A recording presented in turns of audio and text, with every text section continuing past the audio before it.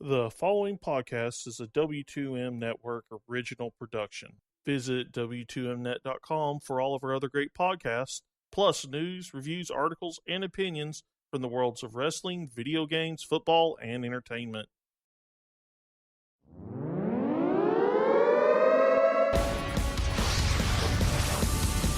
Wrestling to the Max Smackdown Review.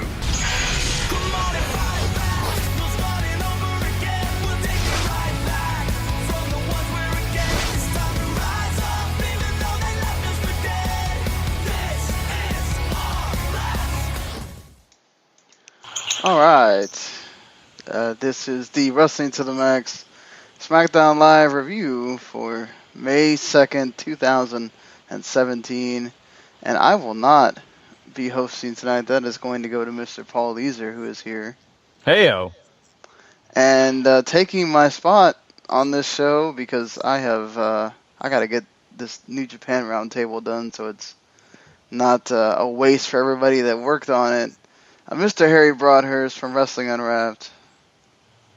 Greetings, everyone. And if you want to read that New Japan Roundtable, you can do so at www.w2mnet.com. Yeah. Thank you for the plug there, Harry. So, you guys have fun talking SmackDown here. We will certainly try, because I was sort of in and out on this show, because it didn't entirely grab me the whole time, but they open, Jinder Mahal gets the title take away from him at a photo shoot by Shane.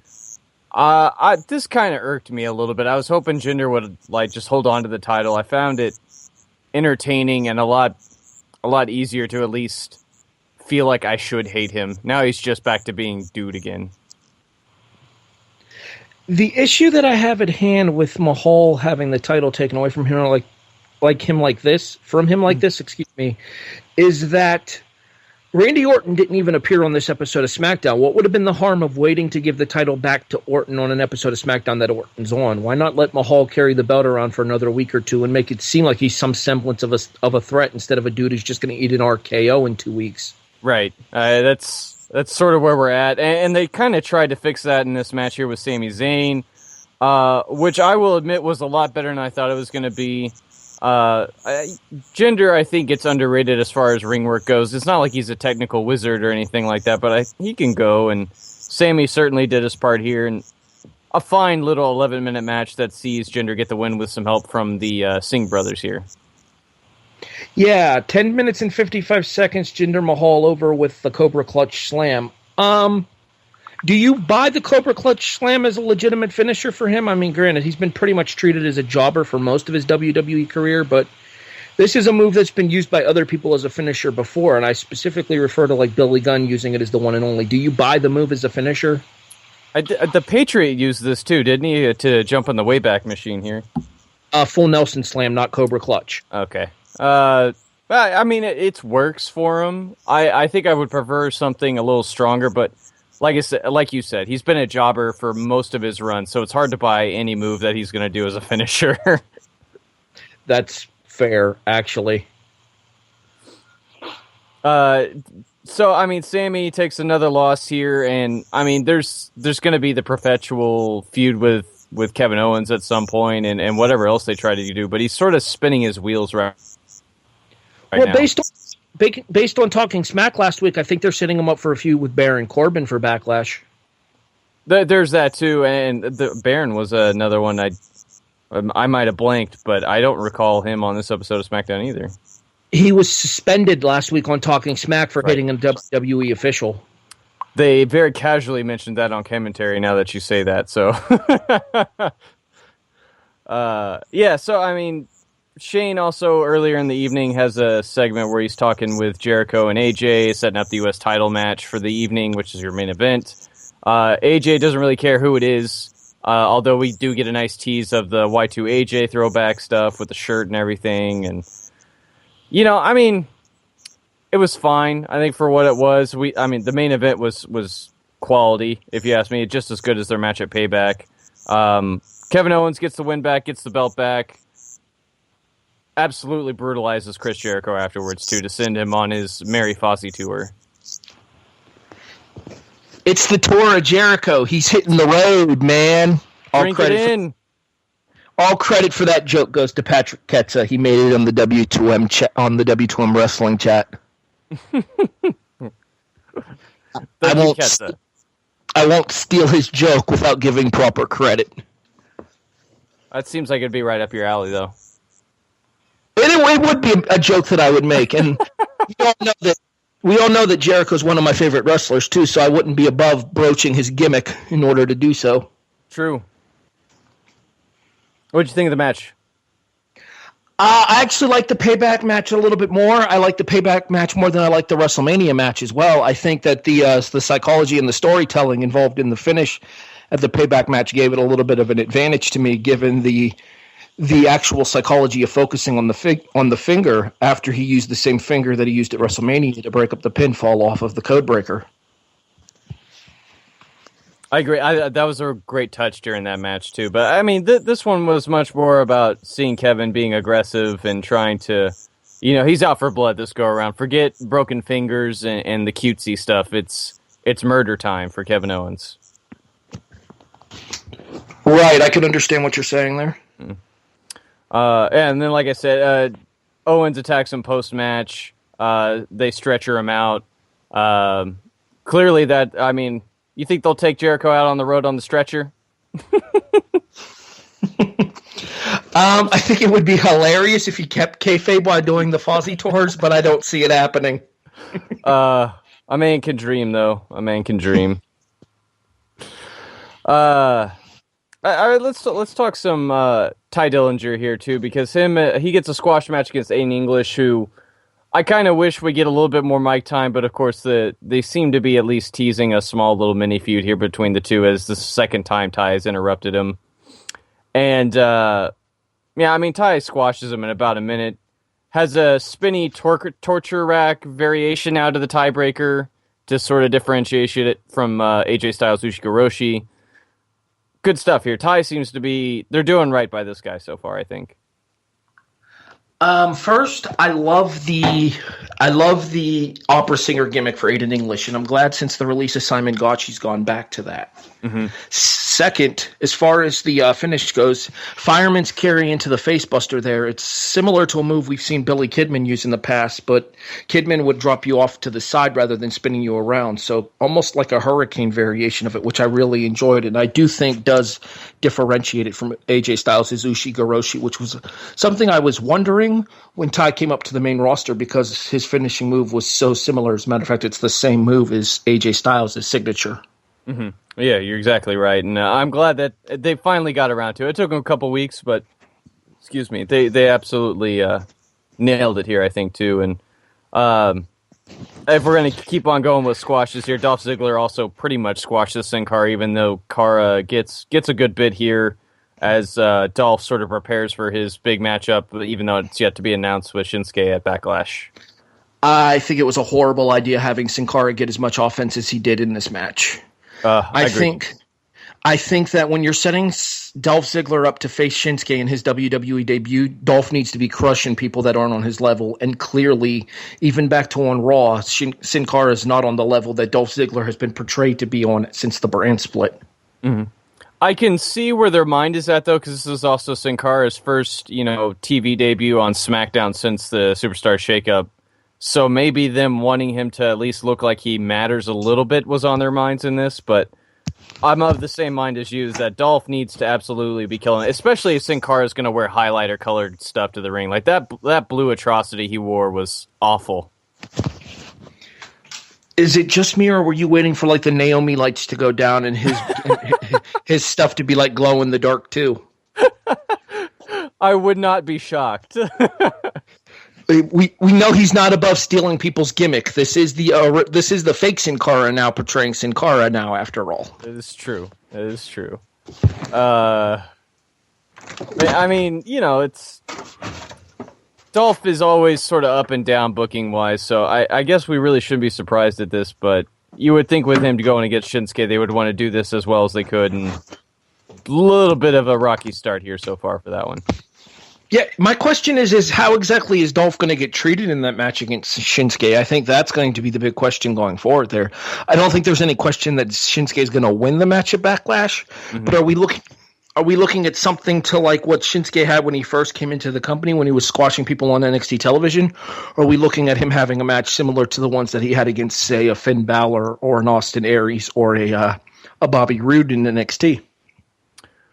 It's an interesting thing to sort of bandy about here because obviously Dolph is somebody who sort of figures prominently into at least the mid card, if not the top of the card right now on SmackDown.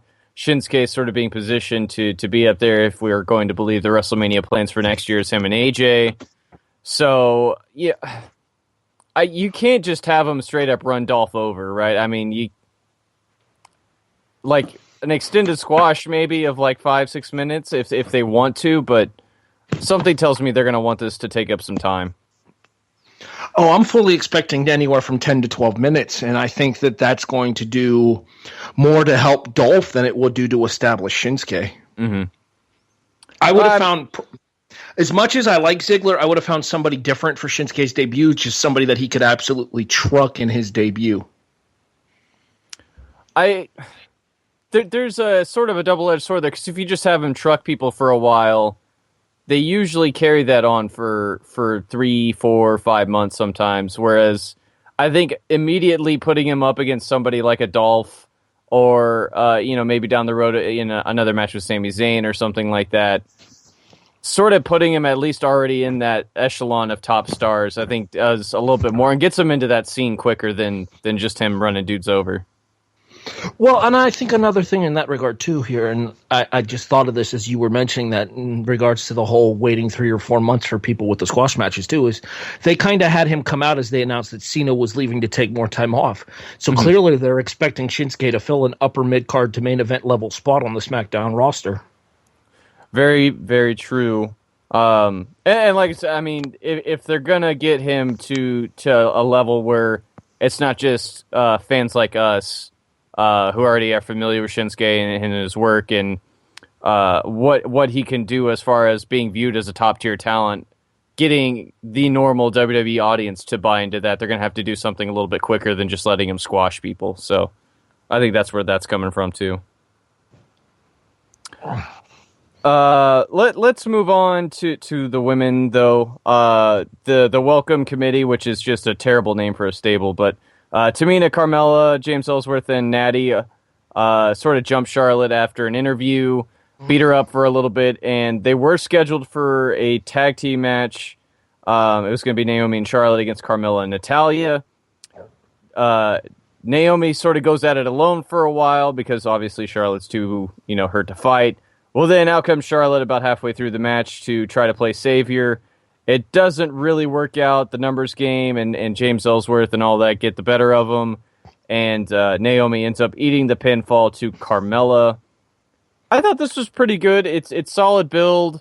We're working towards a 6-woman match, obviously, for Backlash, as Becky Lynch comes out post-match and seems to ally with the heels and instead turns on him and gets beat up for her efforts. My big question to come out of this is going to be what happens once they have Tamina back in the ring, because history has proven not to be kind for her with ring work. And the only one of the members of the heel team that's actually anything resembling an efficient worker is Natalya. All 3 of the better workers are on the babyface side of this match. Although I've said many times before, I'm still not sold on Naomi. Naomi's biggest attribute is her athleticism. And that's why I think her match with Charlotte worked out so well the last couple of weeks, is because they're just such natural athletes that they just sort of gel together in that fashion, and it really worked out for them. I think, it being a multi-woman match, you can hide a lot of these problems, though. Yes, I agree, and I think that would be the best kind of match to reintroduce Tamina to the ring, because this has got to be Tamina's first match in, 6-8 months? Somewhere in that range. It's got to be longer than that, because she was off camera for a while even before her father got sick and died. So I feel like it's been longer than a year since she's been in the ring. I'm going to have to look into that and see if I can find an answer. Well, while we continue this podcast, I will go ahead and check profightdb.com and look into that. Go ahead, carry on, Paul. I was about to say, because I don't remember her being involved in all the PCB Women's Revolution stuff. So. She was on Team Bad originally. That's right. It was Sasha, Naomi, and Tamina. Tamina, yeah. What else do we have to talk about on here? Shinsuke, we already did. We talked about gender. Oh, the tag team stuff. The Fashion Police got a segment. I was going to say, that might have been the best thing on SmackDown tonight, Paul. They run through their list of charges against the Usos, and Bree says he's finally going to bust them up. But, I mean, just their delivery and all this was absolutely wonderful. I think they may have had the best line of the year in the WWE thus far. They're walking around annoying. Hold on. Officially, just to get y'all's thing out of the way here, it has been almost a year and 1 month since the last time Tamina wrestled on TV. It was the SmackDown in London, April 19, 2016. Italian Paige beat her and Naomi. Wow. So, there you go. That's a long time to be out of the ring. Well, on TV. Right, yeah. I was going to say, I see live events where she's working matches going all the way back to February, so. Right. Okay. For those of you interested in looking this up, be careful. Going to this website will result in a quality loss of free time. www.profightdb.com. It is the Internet Wrestling Database. It's one of my personal favorite websites. Okay. Or just go to Cage Match. Yeah, I usually use Cage Match, but dealer's choice there. Same difference. It's pretty much 6 of one, half a dozen of the other. But back to the segment with Breezango, or Fabriz, as we originally wanted them to be called. My favorite line there, and possibly the best line of the year in the WWE thus far, was the one that they delivered with Tyler saying they walk around annoying people, and then Fandango responds, "We can't have that." Bree says, "That's jaywalking," and then without missing a beat, Fandango looks at him and goes, "And Jimmy walking." It's just a joke so lame you can't help but laugh. I had to pause the episode of SmackDown in order to compose myself before I carried on. It's the little things sometimes, Paul. It really is, and they've been an entertaining act, obviously, before they got this opportunity to challenge for the tag team titles, and some people, myself included, I'm sure you as well, Harry, and several others out there in the wrestling community have been sort of waiting for them to do something, and they finally do. Do you think they have a chance at all of maintaining anything resembling a push after the tag match? I think that depends if they get that Heath Slater Rhino moment or not. I think if they go over for the tag titles, then there are enough heel teams on SmackDown for them to defend it for a while. Another interesting concept there, too, would be to see American Alpha challenge them after American Alpha turns. That being said, I think that the proper thing to probably do here is going to be to have Jimmy and Jay cheat at Backlash and build up to a bigger pay-per-view for Breezango to have their moment there. I would be okay with that. They need to build teams here, so an extended feud with the Fashion Police would be great. Not only for the Usos, because it's a fresh team for them to feud with after seemingly feuding with American Alpha since the brand split started, but building these other teams by feuding with the tag champs is a smart move to do here, and so hopefully Breezango can take the moment and run with it, like so many other people tend to do on SmackDown when given the opportunity. That was kind of something that we didn't talk about in regards to the Kevin Owens thing, and I wanted to get your thoughts on this here, because I thought watching Talking Smack the entire time that they were interacting with each other. Is it just me, or does it seem like we're on a slow burn to Kevin Owens versus Shane McMahon? Maybe. The way Kevin Owens talked to people on Talking Smack or in interviews or commentary, or anybody who isn't really a wrestler is always just like degrading and sort of, your opinion doesn't really matter to me. And whether it's, the commissioner or the general manager of the brand or whatever, it's just glorious to sort of watch him not give a shit about him.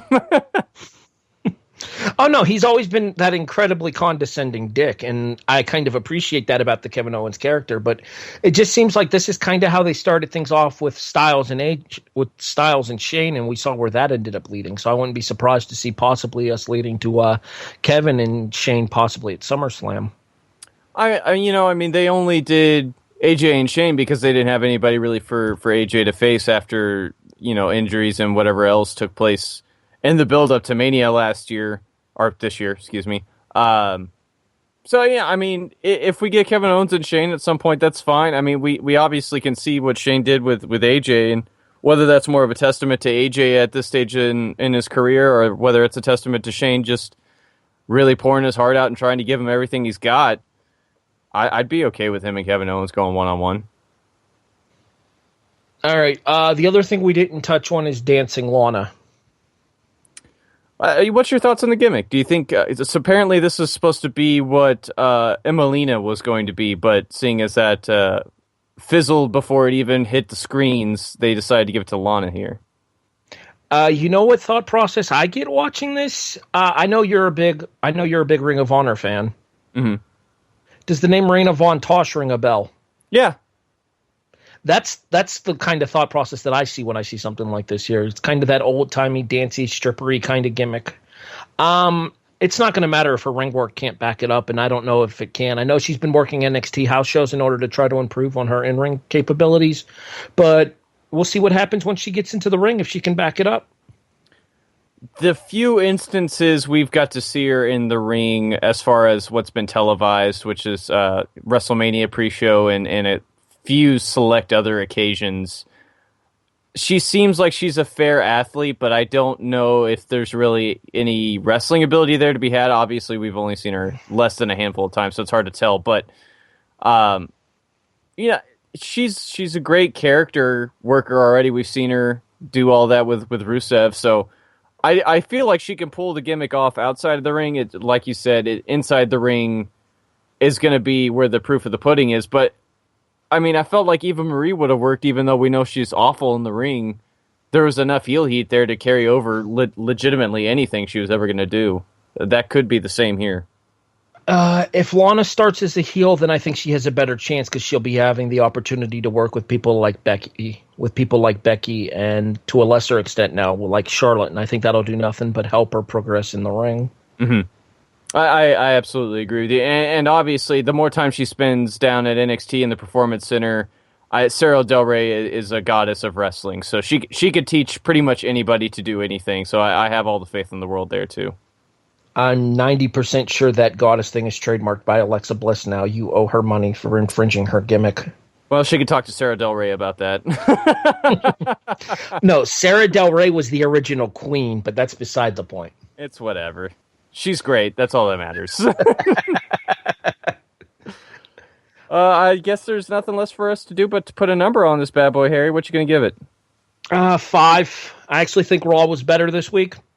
Top to bottom, I enjoyed Raw more. I think Raw had better storytelling this week. I think Raw had a better main event this week, which is odd because everyone knows I'm a huge Jericho fan, and we had the interference in the main event on Raw, but it tied into the stories that they were trying to tell, whereas they told the story that they were trying to tell, but to me it didn't seem like it quite reached the levels that they did at Payback. Yeah, I think 5 to 5.5 in there is about fair. This is a sort of a blasé SmackDown, business as usual. Here's some stories. We're sort of moving along in the direction we've been going, but it's nothing earth-shattering this week. And I agree with you. The Raw main event this week was absolutely incredible, and just can't speak well enough about it. And not to say that the main event on SmackDown was bad. It's just that triple threat was incredible. Best match on TV I think I've seen this year. So I do want to say that we should be cognizant of the fact that people that may not know this, but they are preparing for a European tour starting tomorrow. So this was kind of slim picking SmackDown, as usually happens when they're getting ready to go for these tours. See, honestly, it didn't look that way to me because pretty much everybody that's been a major player on SmackDown, with the exception of Orton, was there tonight. Right, and Baron playing the suspension. Oh, well, yeah. Yeah. But yeah, I mean, your point's there.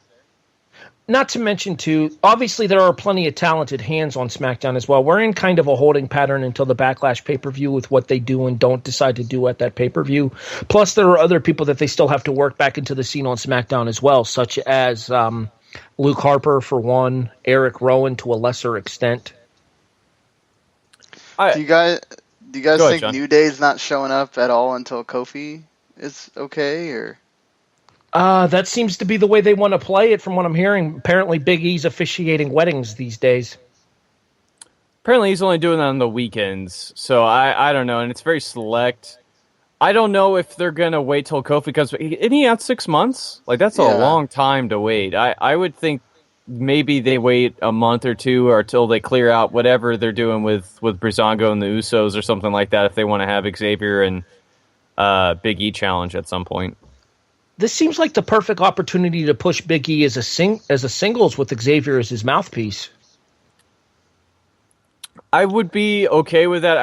I don't think that's what WWE wants to do with them. They're a hot act in the tag team division. They're relevant in there usually most of the time. Although after they lost the titles, one could argue they really weren't. But they are still a hot name.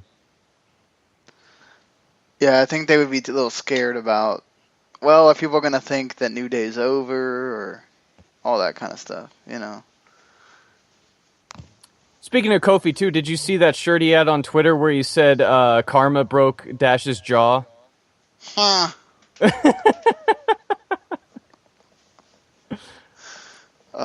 Man. Would recommend giving Kofi a follow on Twitter. He's absolutely worth it. Yeah, him and Big E are both, all three of them, really. Big E is absolutely hilarious on Twitter. Yeah, it's just, I mean, all three of them got their game going on the Twitter machine. It's true. Definitely need to check them out. Yeah, well, I mean, that pretty much does it for our SmackDown here. Not a great show, but not awful either. Just sort of there. Well, there you go. So tempted to hit the Roman Reigns line here, but I'm not going to.